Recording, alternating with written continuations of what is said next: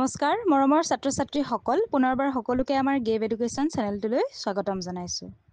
আজি আমি আলোচনা কৰিম ষষ্ঠ শ্ৰেণীৰ সমাজ বিচিত্ৰা পাঠ্যপুথিৰ ২ নম্বৰ অধ্যায় সময় মণ্ডল আৰু মানচিত্ৰ এই পাঠ্যৰ সম্পূৰ্ণ প্ৰশ্ন উত্তৰসমূহ। গতিকে তোমালোকে ভিডিঅ'টো সম্পূৰ্ণকৈ শেষৰলৈকে চাই যাবা। এতিয়া চাওঁ আহা আমি প্ৰশ্ন উত্তৰসমূহ। প্ৰথমে তোমালোকৰ ইয়াত অনুশীলনী ১ত দিয়া আছে তলৰ প্ৰশ্নবোৰৰ উত্তৰ দিয়া। এতিয়া কটো দিছে দুটা সময় মণ্ডলৰ মাজৰ সময়ৰ ব্যৱধান কিমান? কি কৈছে? দুটা সময় মণ্ডলৰ মাজৰ সময়ৰ ব্যৱধান কিমান? ইয়াৰ সময়ৰ ব্যৱধান হৈছে 1 ঘণ্টা। খটো হৈছে পৃথিৱীখনক কেইটা সময় মণ্ডলত ভাগ কৰা হৈছে? উত্তৰ লিখিবা পৃথিৱীখনক 24টা সময় মণ্ডলত ভাগ কৰা হৈছে। গটো হৈছে ভাৰতৰ মাজেৰে যোৱা কোনডাল দ্ৰাঘিমা ৰেখাৰ সময়ক দেশখনৰ মান সময় হিচাপে গণ্য কৰা হৈছে? উত্তৰ লিখিবা 82 ডিগ্ৰী আৰু 30 ডিগ্ৰী পূব দ্ৰাঘিমা ৰেখাৰ সময়ক ভাৰতৰ মান সময় হিচাপে গ্ৰহণ কৰা হৈছে।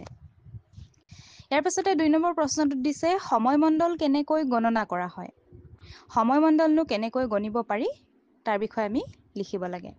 উত্তৰ লিখিবা মুখ্য দ্ৰাঘিমা ৰেখাৰ 0 ডিগ্ৰী সময়ৰ লগত প্ৰতি 15 ডিগ্ৰী দ্ৰাঘিমাংশৰ মূৰে মূৰে 1 ঘণ্টা যোগ বা বিয়োগ কৰি সময় মণ্ডল গণনা কৰা হয়। তাৰ পিছতে অনুশীলনী 2ৰ প্ৰশ্ন উত্তৰসমূহ চাওঁ আহা।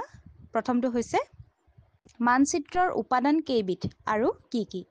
উত্তৰ লিখিবা মানচিত্ৰ এখনৰ উপাদান কেইটা হৈছে দিশ, দূৰত্ব, অৱস্থান আৰু সাংকেতিক চিহ্ন। অৰ্থাৎ কেইটা আছে? দিশ, দূৰত্ব, অৱস্থান আৰু সাংকেতিক চিহ্ন 4টা।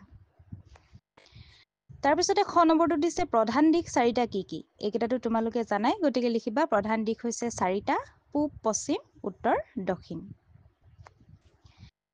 গ নম্বৰটোত দিছে মানচিত্ৰৰ মাপনি বুলিলে কি বুজা?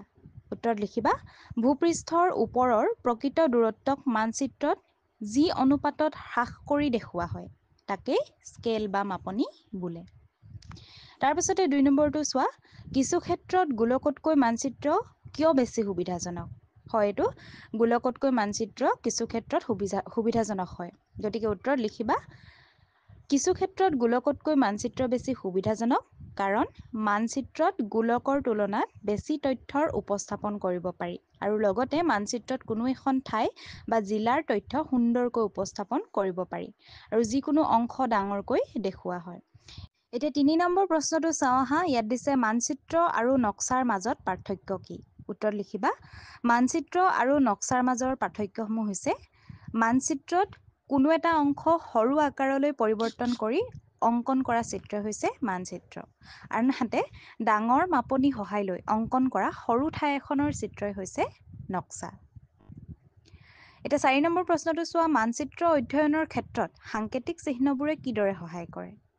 উত্তৰ লিখিবা মানচিত্ৰৰ অধ্যয়নৰ ক্ষেত্ৰত সাংকেতিক চিহ্নবোৰে সহায় কৰে আৰু মানচিত্ৰৰ বিভিন্ন ভৌগোলিক তথ্য বুজিবলৈ সাংকেতিক চিহ্নই সহায় কৰে।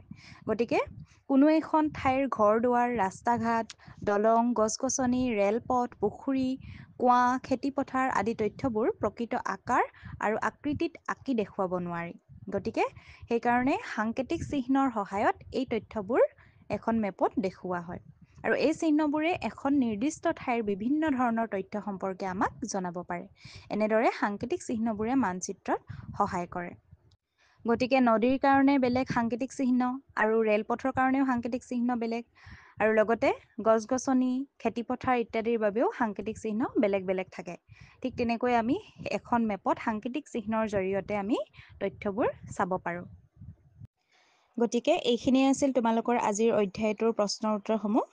ছাত্ৰ-ছাত্ৰীসকল ইয়াৰ উপৰিও যদি তোমালোকে অন্য ছাবজেক্টসমূহৰ কুৱেশ্যন আনচাৰসমূহ বিচাৰিছা তেন্তে আমাৰ চেনেলত দিয়া আছে, তোমালোকে চাব পাৰিবা।